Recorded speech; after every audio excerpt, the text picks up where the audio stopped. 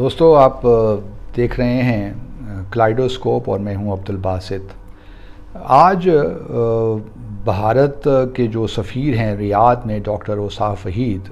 ان کی ملاقات جدہ میں ہوئی OIC کے سیکرٹری جنرل کے ساتھ، اور یہ ملاقات ہوئی بھارت کے سفیر کی درخواست پہ۔ اب یہ تقریباً کوئی 17 سال بعد یہ ملاقات ہوئی ہے جہاں تک میری اطلاعات ہیں کہ کوئی OIC سیکرٹری جنرل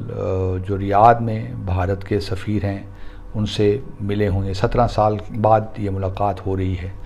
تو اس سے یہ بات تو واضح ہو جاتی ہے کہ بھارت ابھی تک اندرون خانہ یہ کوشش کر رہا ہے کہ کسی طور اس کو OIC کی اگر فل ممبرشپ اس وقت نہیں ملتی تو کم از کم آبزرور اسٹیٹس مل جائے، اور ان کا بنیادی آرگومنٹ یہی ہے کہ بھارت میں 180 ملین کے قریب مسلمان رہتے ہیں، جو کہ کسی ملک میں تیسری بڑی تعداد ہے انڈونیشیا پاکستان کے بعد۔ تو ان کا آرگومنٹ یہی ہے کہ اتنی بڑی مسلمانوں کی تعداد کو آپ OIC سے باہر کس طرح رکھ سکتے ہیں۔ لیکن پاکستان کے بہرحال اس حوالے سے تحفظات ہیں، لیکن یہ ملاقات ہونا بحیثیت خود بھی میں سمجھتا ہوں کہ تھوڑا سا ہمیں اس کو بہت ویجیلنٹ ہونا پڑے گا۔ لیکن یہ ایک بات اچھی ہوئی کہ ملاقات میں جو پریس ریلیز ایشو ہوا اس کے مطابق OIC کے سیکرٹری جنرل نے بھارت کے سفیر کو وہ تمام قراردادیں پیش کیں جو کہ OIC کے کانٹیکٹ گروپ جو ہے کشمیر کا انہوں نے ایشو کیں، اور ساتھ میں یہ بھی کہا کہ جو بھارت نے یک طرفہ اقدامات جموں اور کشمیر میں لیے ہیں وہ بھی مناسب نہیں ہیں، اور پھر یونائٹڈ نیشنز کی سیکیورٹی کونسل کی ریزولوشنز کی بات بھی کی، اور ساتھ میں یہ بھی کہا کہ OIC یہ بھی چاہے گا کہ جو قراردادیں ہیں اس کے مطابق ایک فیکٹ فائنڈنگ مشن وہ جموں اور کشمیر بھیجوائے۔ اور ساتھ میں یہ بھی کہا کہ OIC تیار ہے میڈیشن کرنے کے لیے پاکستان اور بھارت کے درمیان اگر دونوں پارٹیز اس پہ ایگری کرتی ہیں۔ یہاں تک تو چلیں بات ٹھیک ہے، اور اب یہ بھی دیکھنا پڑے گا کہ آیا یہ اس ملاقات کی ضرورت تھی نہیں تھی، لیکن چونکہ اس سے پہلے OIC سیکرٹری جنرل کچھ دن پہلے ہی ان کی ملاقات چائنا کے جو سفیر ہیں ان سے ہوئی ان کی ریکویسٹ پہ، تو شاید OIC کے سیکرٹری جنرل نے کہا ہو کہ اگر میں چین کے سفیر سے مل سکتا ہوں تو بھارت کے سفیر سے ملنے میں کیا حرج ہے، تو شاید انہوں نے اس طرح اوبلائج کر لیا ہو۔ یہاں تک تو سب باتیں ٹھیک ہیں، لیکن جو پریس ریلیز ایشو ہوا ہے ناظرین عربی میں ہوا ہے، اور اس کا اگر آپ انگلش میں ٹرانسلیشن کریں اس ریڈ آؤٹ کا، تو اس میں یہ کہا گیا ہے کہ Indian part of Jammu and Kashmir, یہ نہیں کہا گیا کہ انڈین آکوپائڈ جموں اور کشمیر۔